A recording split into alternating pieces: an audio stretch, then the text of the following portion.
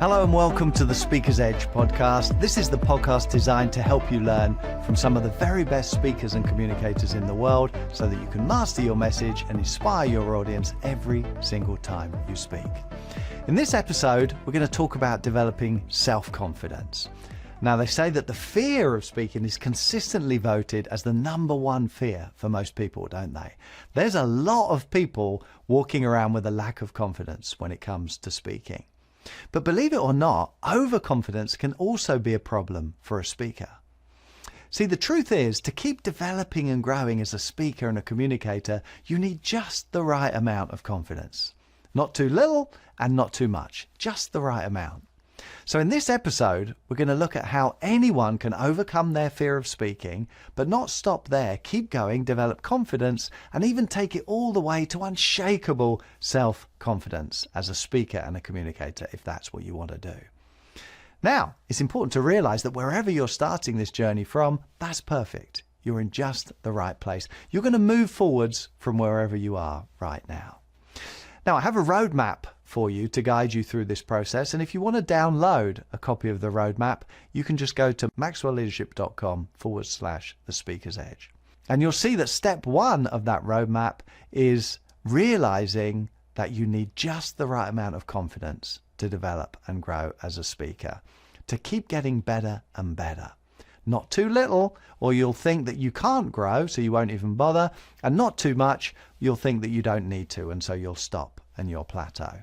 So I'm excited to dig into this fascinating topic with you, but first of all, let me say welcome to the podcast. Thanks for joining us in this episode of the Speaker's Edge podcast. I'm your host, Roddy Galbraith, and if you're a speaker, a coach, an author, or an entrepreneur, then congratulations, you have found your people here at the Speaker's Edge podcast. You really have, because we started this podcast with people just like you in mind.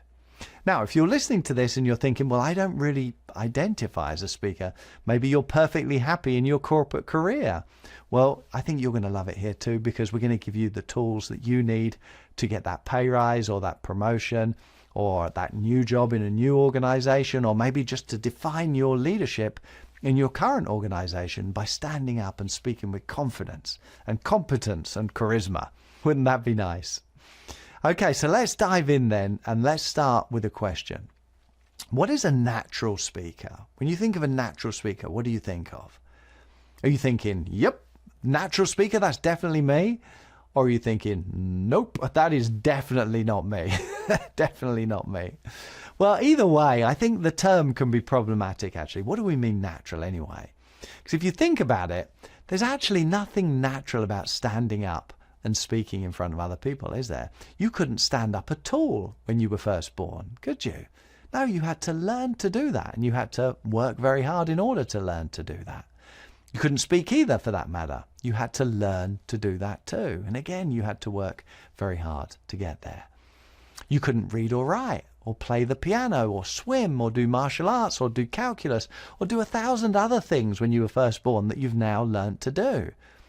Actually, let's scratch calculus. I'm not sure any of us really know how to do that, do we?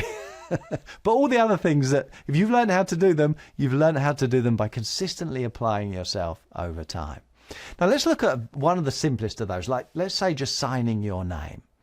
If we put you on a big screen now and we ask you to sign your name with your favorite pen, you know what we'd say?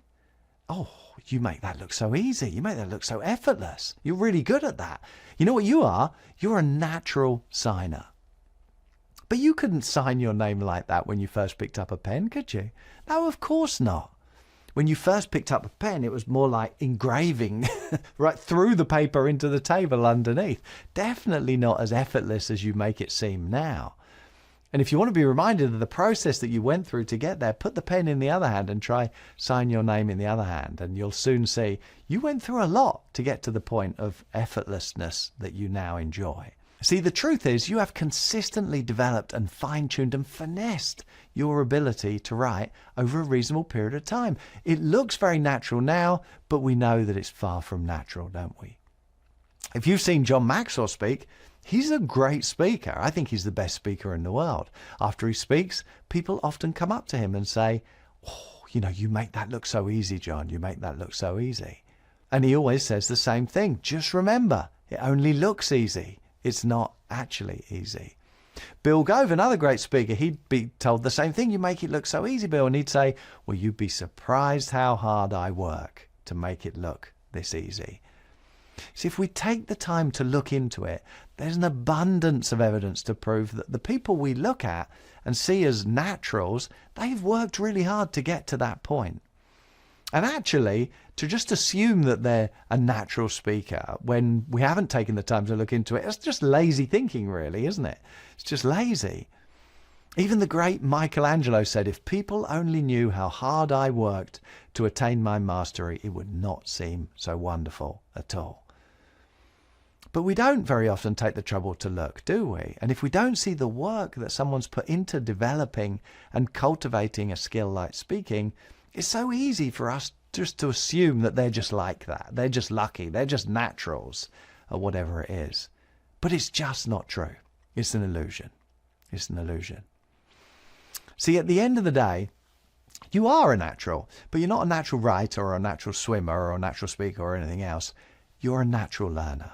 You are cut out for learning. You are cut out for developing and growing, and that never stops.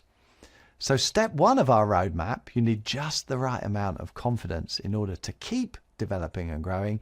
Step two then is that you need to accept that you are a natural learner. In fact, not just accept, but celebrate. Thank goodness you're a natural learner. You're extraordinary. You're cut out for life. You really are. And that means that no matter how good or bad you think you are right now, you can get better. You can get better, and you can get a lot better. You really can. You are extraordinary. But keep in mind, through this process, anything we do feels awkward at first if we haven't done it before, doesn't it? Anything new feels awkward at first. And I know you've experienced this many times already in your life. Just think about all of the things that you now do without thinking about, which once seemed like insurmountable obstacles. I remember trying to roller skate as a kid. I fell over so many times. My mum put a cushion around my bum with a belt so I wouldn't hurt myself when I kept falling over. I thought I was never going to get it. Many of us experienced something similar riding a bike, didn't we? If you drive a car, you know that there's a lot that you go through. You think you're never going to get there. Learning a language, a second language. All of these things felt impossible at first, but now look at you. You're amazing. Now you do them without even thinking. It's really incredible when you think about it, isn't it? So step one, just the right amount of confidence. Step two, realize that you're a natural learner. And then step three, realize that you can outgrow your current feelings. You can outgrow whatever feelings you have now, whether that's fear, when we're talking about the fear of speaking, or anxiety, or pride, or any emotion. If it's keeping you stuck, accept that you can outgrow those feelings. You can adopt better feelings along the way. But spoiler alert, it's not going to happen by magic. It's not going to happen by luck. No one's going to do it for you. If it's going to happen, you need to do it. If you think of weeds in a garden as an example, weeds don't remove themselves over time, do they? No, they get worse. They get worse. Our emotions don't remove themselves over time either. Our emotions don't say, oh, you're making good progress. I don't think you need me anymore. I'm just going to go and leave you in peace. I wish. No, they don't do that. That would be like turkeys voting for an early Christmas or an early Thanksgiving. It's not going to happen, is it? So it's possible, but you've got to do it. Change is possible, but you've got to take control. And actually, it's not just possible, it's probable if you stick at it for a reasonable period of time. In fact, I'm going to say if you stick at it, it's going to happen. But stick at it for a reasonable period of time. Now, I'm not going to lie, this can be challenging. The process can be challenging. But what makes it challenging is not that you can't do it. What makes it challenging is that our feelings are so convincing. They're so convincing. Not that they're right, but they're convincing. And that means that we probably won't try. Just because they're convincing, it doesn't mean that they're a reflection of reality. Think about it. Just because something feels dangerous to us, it doesn't mean that it is actually dangerous, does it? I'll give you a simple example of this. Oh, this was years ago when we lived back in England. I'd been a professional speaker for just a year or two at this point. I was being picked up by a taxi driver to go into London for a speaking event. He knocked on the door. I opened the door. When I opened the door, I turned around to get my case, and our 2 dogs ran out to see who was at the door. Now, this taxi driver was like 6'3", he was a big guy. And when he saw the dogs, he just like crumbled like a child. He's like, "Get them away, please get them away." I said, "Don't worry, they're fine. They won't hurt you. They won't hurt you. They're fine. They're friendly. They're friendly." He's like, "Get them away, get them away." And he couldn't even look at them. And so I took the dogs in, and he jumped in the car, did the window up, locked the doors. For an hour drive all the way into London, he wouldn't even talk to me. He was really freaked out.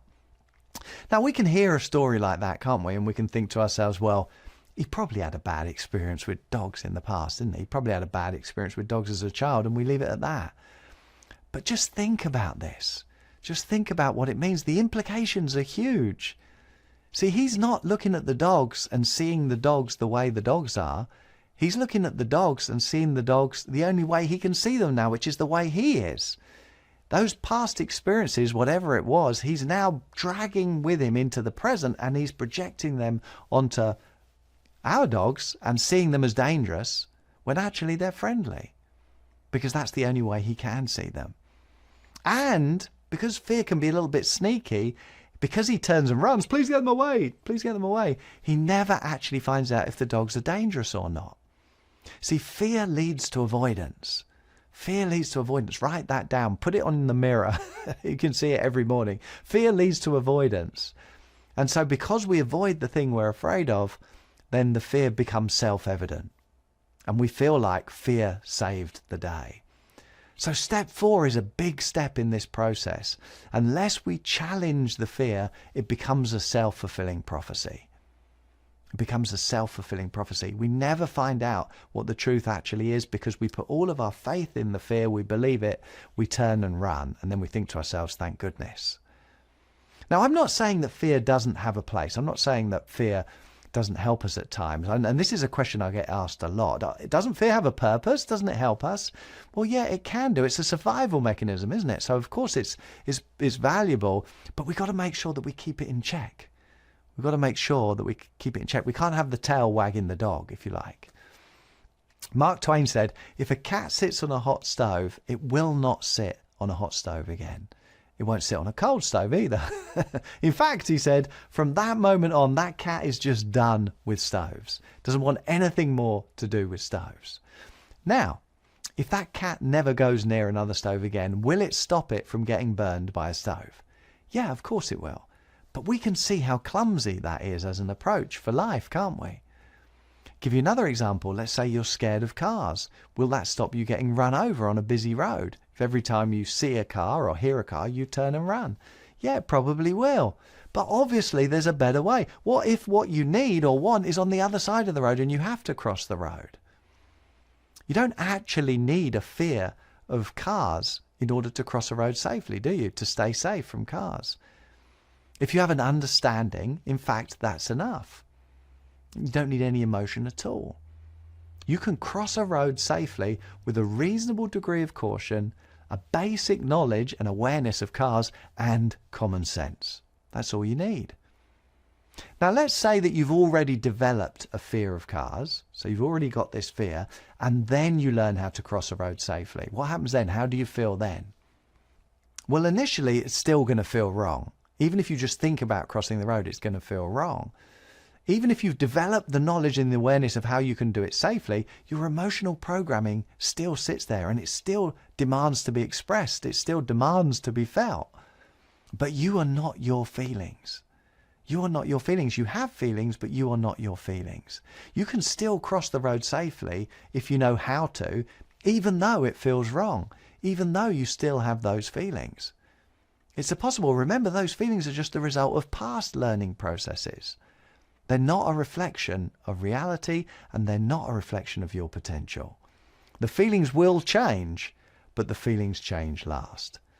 So step 5 is another big step in this process.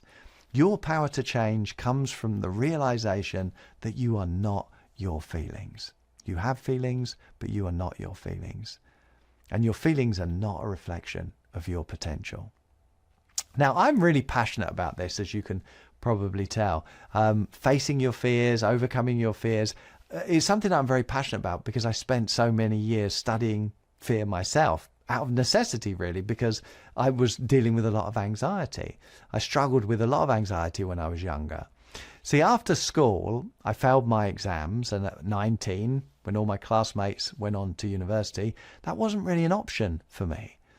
And to be honest, I wasn't even interested in going to university anyway, because we were having too much fun. There was me and a small group of friends. None of us had jobs. None of us went to college or university. We just kind of went out each day. Each night we'd go to the pub. We'd get into adventures. We'd have fun. And it was, it was irresponsible, but we were only 19, 20 years old. We all lived with our parents, so we didn't need to earn too much money.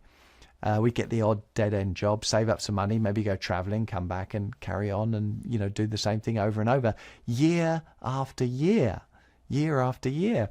And at first, I was very confident that everything was going to be fine, and I knew what I was doing, but it wasn't going to be fine. It wasn't going to be fine. I was heading for disaster, if I'm honest. I didn't realize it at first, but gradually it became more obvious.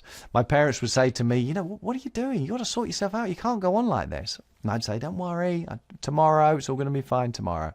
And it really wasn't going to be fine. It really wasn't. But as more time passed, year after year, it got more and more stressful, more and more anxiety provoking.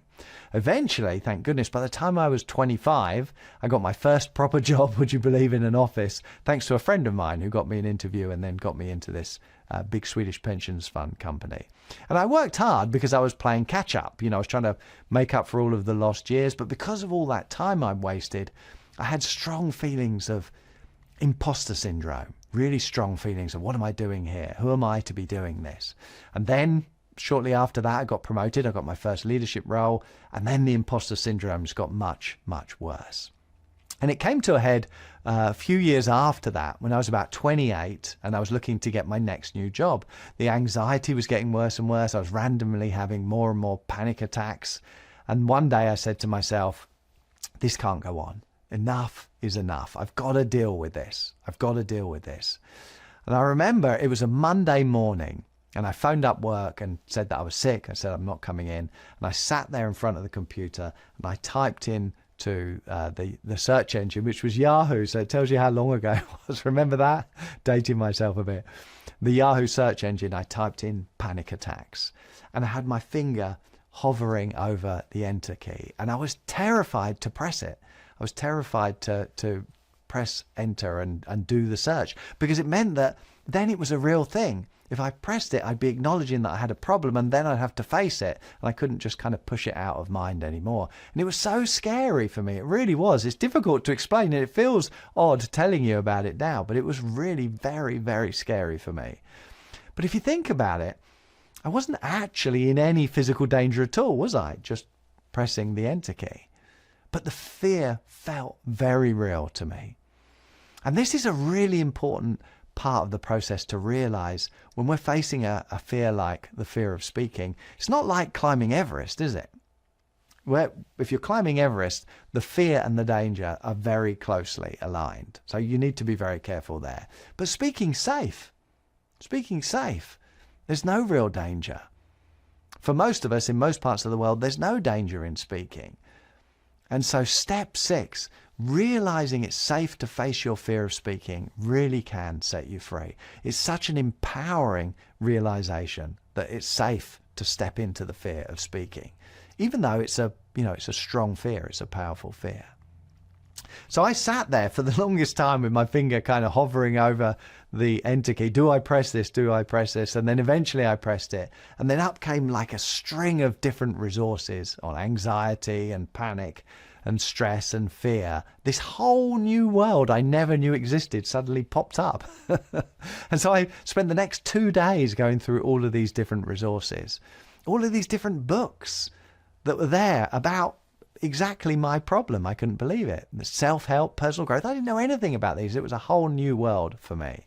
I brought my first book, From Panic to Power by Lucinda Bassett, which I still have out there in my office on the shelf all these years later. And everything I read as I was going through these different articles, everything I read said, start with your doctor. So I went to see my doctor. I told him what was going on, and he was very supportive, actually. And he said, well, we'll get you in for some psychotherapy. I think you'll find that's really helpful, but it's going to take a little while for you to get an appointment. So I'm going to give you some pills to take in the meantime. And he prescribed me some beta blockers, just to kind of stop things from getting out of control. So I had these pills, propranolol, that I took with me everywhere, carried them with me, took them everywhere, and I took them every day. And it felt like the silver bullet I needed, the crutch I needed. And so I was good again. I was good. As long as I had my pills, I was good. Well, shortly after this, I like to keep fit. And so I was going for a run. And it was a 6-mile run, and it was 3 miles there and 3 miles back.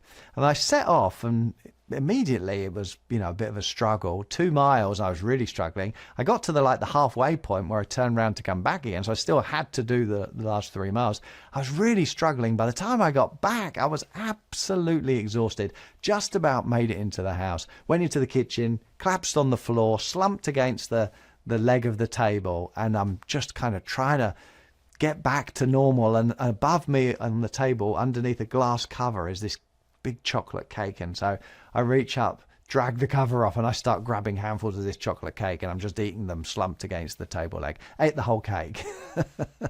Just trying to get back to some kind of normal. It was really bad, really, really bad. Very, very difficult. I didn't know where it would come from or what was going on. So I went back to the doctor because this was, very scary. And I told him what had happened, and he looked at me and he's like, don't take the beta blockers when you're exercising. What, you nuts? I'm like, well, what do you mean? Why not? You don't want to take them when you're exercising because your heart won't be able to keep up with your body. Well, that would have been good information had you told me that before. So I loved having this security of the pills, but the clash with the exercise was a big deal for me. It really was. And so I knew that this wasn't really going to be an option for me. I had to find something else. And so I stopped taking the pills every day, but I carried them with me. And I found that just having them in my pocket was enough. I could take them if I needed to, but I never needed to. So just knowing they were there was the perfect crutch, if you like. It was like Dumbo's magic feather. Shortly after this, I got a new job, and it was a big job in one of the biggest financial banks in the world. I had a team of about 10 people. It was my first day in my new job. I went into work and I was being introduced to my team in this big open planned office, and my boss is introducing me to my first member of my team. And just as like a comfort gesture, I put my hand up and tapped my inside jacket pocket just to touch my pills, and the pocket was empty. And then my mind went back to brushing my teeth in the morning, where I'd put the pills on the countertop next to my toothbrush while I brushed my teeth, and they were still there, this little smoky brown pot of beta blockers, my magic feather I'd left at home. And so what do? I'm like, well, I've not really got any choice, so just carry on. And it was, it was a great day. I enjoyed it. I enjoyed meeting the team. It was very exciting. It was a great company to work for. And I realized Dumbo didn't need his magic feather after all. So I stopped carrying the pills completely after that point, stopped taking them, and just kind of moved on.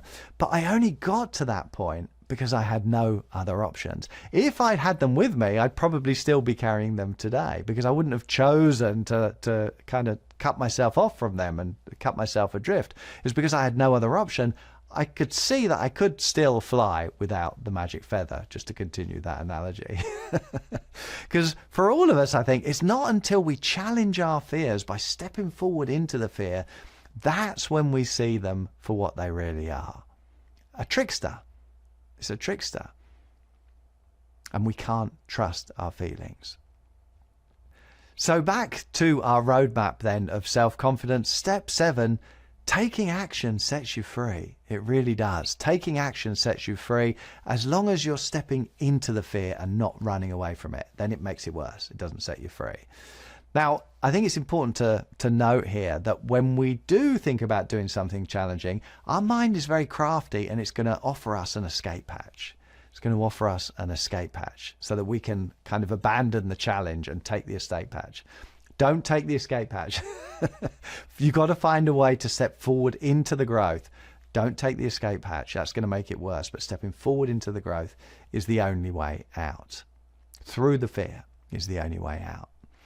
Now, I don't know about you. I'd never tried psychotherapy before. I'd never done any kind of therapy. And so it was all new to me. But I have to say, I absolutely loved it. I loved the process of psychotherapy. Having someone help me work on me. I had a therapist called Reinhardt, and he gave me some relaxation exercises, some breathing exercises, some coping strategies.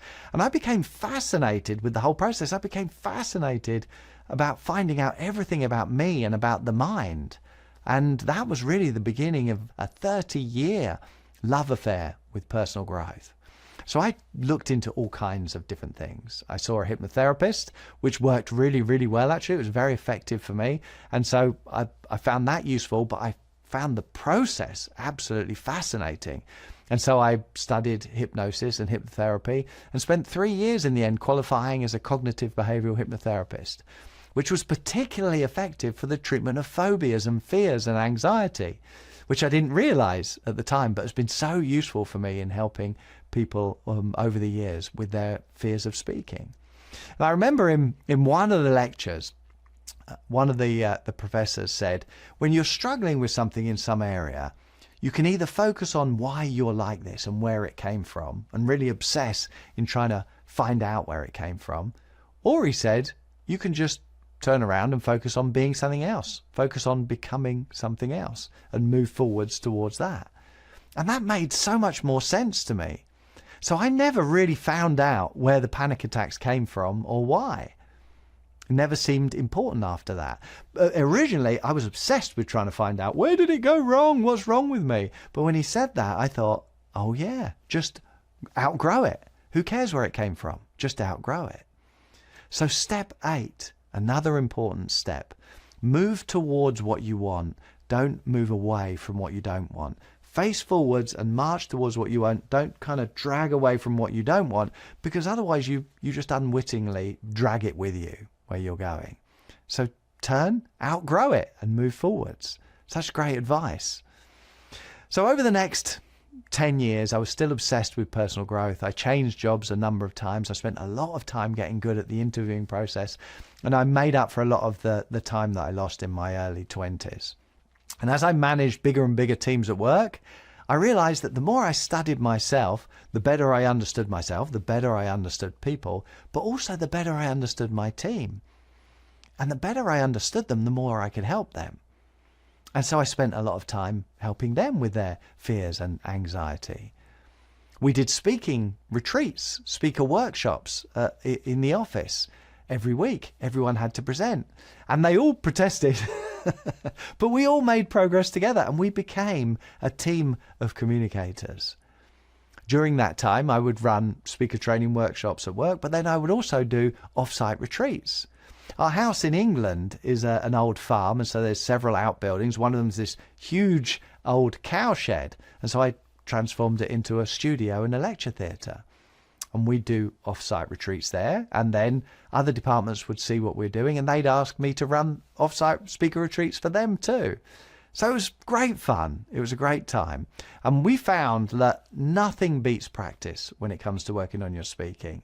I'm often asked for the techniques for fear, techniques for memorizing things. What do you do when you're struggling to remember? What do you do when you forget? Nothing beats practice. Nothing beats speaking out loud. And then if you video yourself and watch it back, that works best of all. That really shows people the progress that they're making. And when you see it with your own eyes, it's very difficult to dispute that, not to be convinced by that. And actually, this is another key point. One of the key principles of my work with cognitive behavioral approaches to change is to dispute unhealthy beliefs that underpin the unhealthy emotions that we experience. So dispute the validity of unhealthy beliefs. And I realized one day when sitting down with someone who'd just spoken and reviewing it or the video on their phone so that they could see themselves in action, it's incredibly effective at that process of disputing those cherished unhealthy beliefs. I can't do this. Who am I to do this? When you see yourself actually doing it, despite how you feel, it's very, very persuasive. So step 9, another important step, collect evidence to dispute your fear of speaking and prove that it is lying to you. Prove it to yourself. Prove that you can't trust your fear. So after 15 years anyway, my last job in the City of London was for a huge South African financial group. I had a team of about 150 people, a budget of about £25 million a year, and it was a good company to work for. I had lots of autonomy. I enjoyed it. But I realized I really enjoyed the coaching and the speaking and the training more than anything else.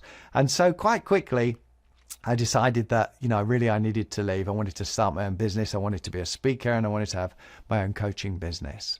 And so one day I said to my boss, I want to go off and do something else. And he said, well, like what? And then, so I said, I want to be a speaker. I want a coaching business. And he said, well, I think that's a terrible idea. I said, oh, well, I thought you'd say that, but, it's something that's really important to me. And we talked about it for a while. And he said, well, look, if I can't change your mind, if you're serious about this, don't just leave, don't resign, don't just drop everything in my lap. He said, you find a successor, you hand over everything to them, and then you convince me that everything is going to be fine, and then you can go off and do whatever you want, and we'll look after you, and we'll support you, and we'll even be your first client. So I thought, perfect, right, you're on. And so that's what I did for the next 18 months. I was handing over everything as quickly as I could, getting rid of everything, and had a lot of free time for training and bringing in different speakers, going off on different courses. And one particular course, a professional speaking course that I went on, it was a 5-day course. It was very expensive. And because it was so much money, I spent a lot of time preparing, like 3 months, like over preparing like crazy for this training course. And when I got there and we all had to present, almost nobody else had done any preparation at all. So I think I really stood out because I'd done so much preparation that they said to me at the end, well, look, it seems like you really get this business. And so we're starting a global business and, we'd love you to be a part of it in some way. And so it seemed like perfect timing for me as I was moving out of the corporate world into this new exciting world of being an entrepreneur and a speaker and a coach. And so now I've been a professional speaker and speaker trainer for about 18 years. And over that time, I've had the opportunity to work with some of the very best speakers in the world. Some big names, people like Les Brown, Nick Vujicic, Wayne Dyer, Bob Proctor, John Maxwell, of course. And I've had the opportunity to write speaking curriculums for some of them as well. I also had the opportunity to work very closely with John Maxwell since 2010 on the Maxwell method of speaking, which really takes half a century, 50 years of John's very intentional growth as a speaker and turns it into a system that anyone can follow. I've also had the opportunity to speak to big audiences, thousands and thousands of people myself, spoken in about 15 different countries around the world. And so I've had the opportunity to see from everything I've learned from some of the best speakers, what works for me and my own speaking. So for many years now, I've been in this very unique position where I've had the opportunity to learn from some of the very best speakers in the world, some of the very best communicators in the world, see what they do and how they do it, and then try that out for myself and see what works in my own speaking. But then I've also had the opportunity to work one-to-one with thousands of different speakers, over 12,000 speakers on their individual stories and keynotes and signature stories. And so I've been able to see, of everything that the world's best speakers do, what works for most people most of the time. And let me tell you, we've really learned a lot about what works and what doesn't. And of course, we're going to go through this in detail in future episodes. But I want to just say to you now at the beginning of this exciting journey together, when it comes to developing self-confidence as a speaker, if that's what you want to do, and even unshakable self-confidence, I can tell you without any hesitation whatsoever, this is absolutely something that you can do. Isn't it nice to know that there's no real limit? John is still getting better as a speaker after all these years, and so can we. We've seen so many different examples of this. People transforming their speaking from all different walks of life, all different professions, all different levels of confidence, different levels of skill, different levels of speaking ability, different levels of speaking experience. Countless examples of professional speakers, pastors, teachers, trainers, coaches. The list goes on. Entrepreneurs, CEOs, sales managers, politicians, students, people who are retired, job seekers, managers from practically every different profession. So many different examples. People who thought that they were already great speakers and found out that Perhaps they weren't quite as good as they thought. People who thought they were hopeless cases, they'd never be able to do it, and found out that they were wrong about that and they could. Everyone that goes through the process makes great progress. We've also put, must be around 1,000 people on big stages in front of thousands and thousands of people and watched every single one of them shine every single time. We have a 100% success record of putting people on stage, and no one bombs. Everyone does a great job. That's pretty incredible. It really is. So in this episode then, we've looked at overcoming fear and developing authentic self-confidence, and how you can keep building on that and develop all the way to unshakable self-confidence. In the next episode, we're going to look at the most important aspect of effective communication of any kind, really, and that's understanding the audience. Researching, understanding, connecting, communicating, influencing your audience. Influencing your audience in an ethical way. Now, before we move on from this episode, I want to say that if you're really struggling with fear, then go and see your doctor. Start with your doctor. There's no shame in asking for help. And you may find, like me, that it's a very enjoyable process. Don't forget to download your copy of the roadmap. Just go to maxwellleadership.com/The Speaker's Edge. maxwellleadership.com/The Speaker's Edge.